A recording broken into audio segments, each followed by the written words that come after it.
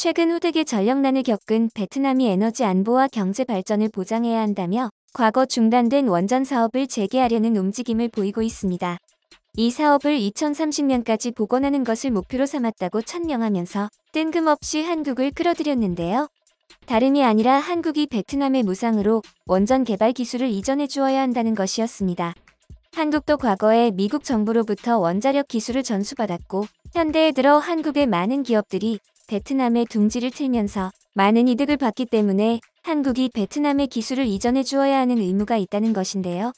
심지어 베트남에 진출한 한국 기업들이 전기를 많이 쓴 탓에 전력난이 왔으니 책임져야 한다는 주장까지 나오고 말았습니다.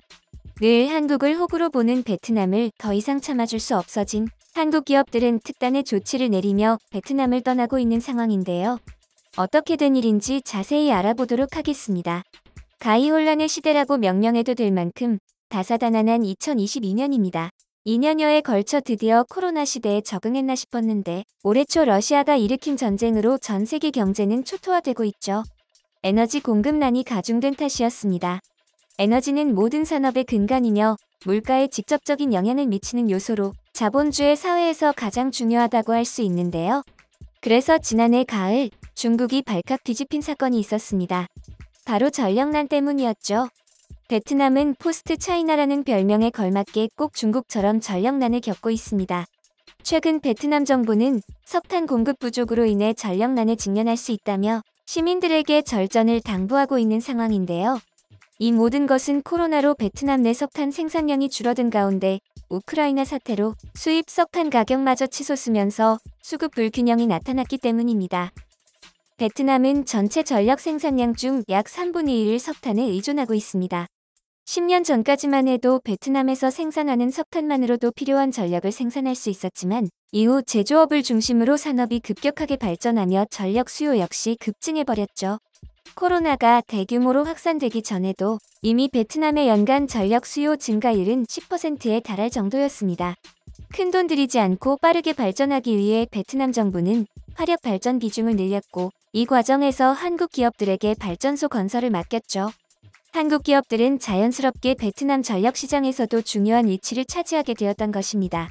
베트남은 중국을 대신하려는 꿈을 꾸며 전력을 생산하기 위해 길을 썼고 그 결과 베트남의 대기질은 중국에 이어서 아시아에서 두 번째로 나빠져 버렸습니다. 석탄을 생산하면서 발생하는 오염물질로 심각한 대기오염은 물론이고 악취를 비롯한 환경오염이 심화되자 베트남 정부는 탄소 중립 시대에 편승해 지난해 가을 석탄 발전 단계적 폐쇄를 천명했습니다. 말 그대로 석탄 발전은 단계적으로 폐쇄하고 신규 석탄 발전소 건설을 중단하기로 한 것이었죠. 이로 인해 베트남의 화력 발전소 건설 계약상 변동이 발생하게 되었고 해당 계약을 수주했던 한국 기업들은 막대한 경제적 손실을 봐야만 했습니다.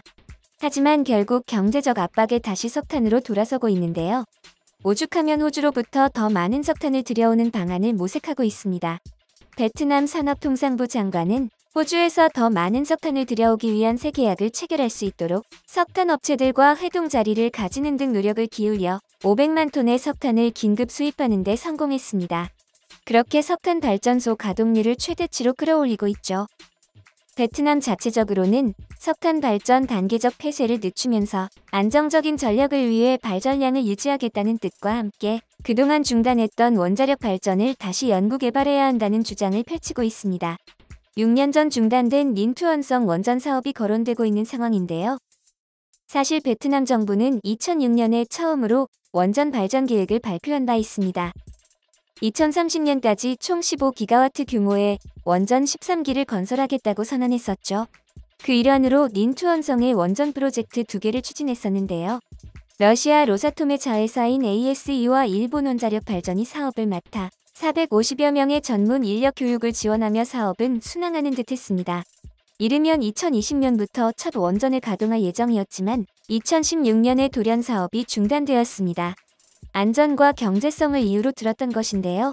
최근 몇 년 사이 몰아쳤던 국제적인 에너지난으로 베트남은 다시 원전 개발의 필요성을 실감하며 베트남의 원전 기술을 전수해줄 수 있는 최적의 나라를 물색했습니다. 그 결과 다름 아닌 한국이 지목되었는데요. 베트남 측은 한국이 베트남과 지속적인 교류를 해왔으며 수많은 한국 기업들이 베트남 현지에서 사업을 하고 있을 뿐더러 원자력 부문에서 강력한 기술력을 가지고 있기 때문에 한국이 제격이라고 주장했습니다. 그런데 놀라운 것은 무상으로 기술 이전을 요구하고 나선 것이었는데요. 베트남은 설마 저 정도 이유로 기술 이전 요구가 타당하다고 보는 것일까요? 설득력이 없는 것을 아는지 별 도움이 되지 않는 주장을 덧붙였습니다. 경제 발전 중에 있던 과거 60년대 한국도 미국 정부로부터 원자력 기술을 전수받아 한국 최초의 원전인 고리 1호기를 건설한 바 있으니 그런 만큼 한국도 발전 중에 있는 국가에게 기술력을 제공하며 도움을 줄 책임과 의무가 있다는 것입니다. 베트남 언론들은 심지어 전력난의 주원인으로 베트남 현지에 진출한 해외 기업들을 꼽고 있는데요.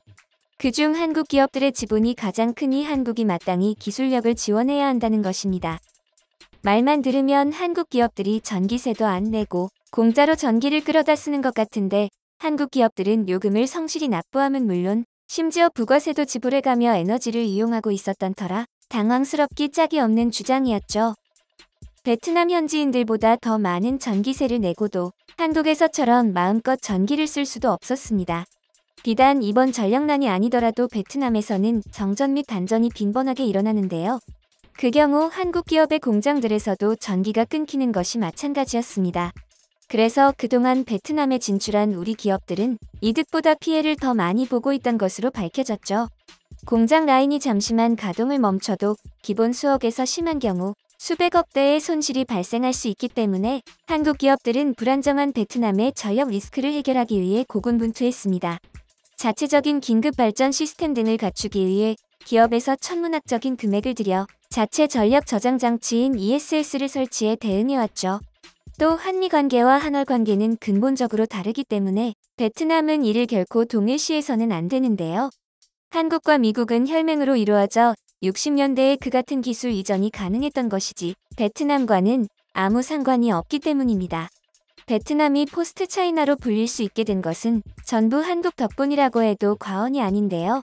그런데 베트남은 고마운 줄도 모르고 베트남이 잘나서 이만큼 발전한 것이라는 주장과 함께 투자 가치가 떨어져 베트남을 떠나는 한국 기업들을 향해 무서운 속도로 발전하는 베트남이 무서워서 도망친다고 조롱해왔죠.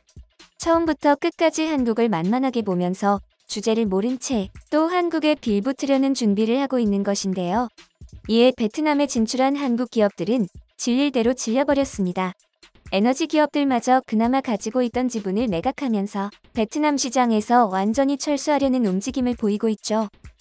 대표적으로 포스코 에너지는 최근 베트남에서 보유 중이던 석탄 화력발전소 지분을 전량 매각했습니다. 매각하는 지분이 2억 달러 상당으로 한화로는 2,500억 원에 달하는 것으로 드러나 충격을 더했죠.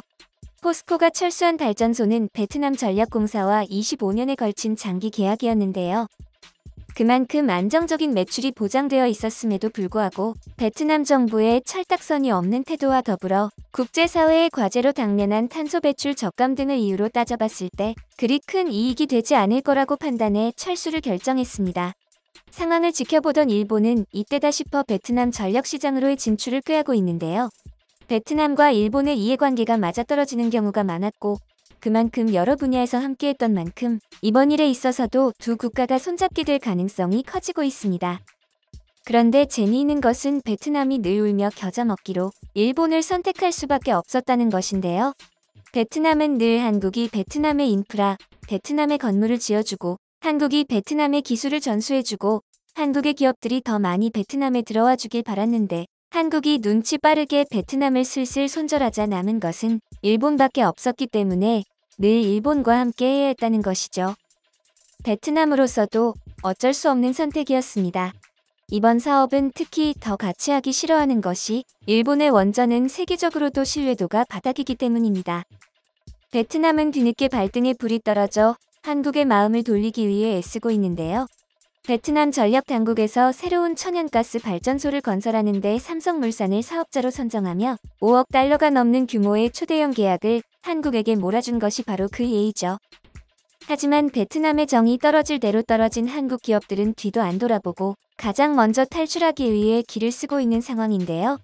베트남을 경제를 발전시켜 지금의 베트남을 있게 해준 한국 기업들이 모두 떠난 베트남은 과연 어디까지 전락하게 될지 귀추가 주목되고 있습니다.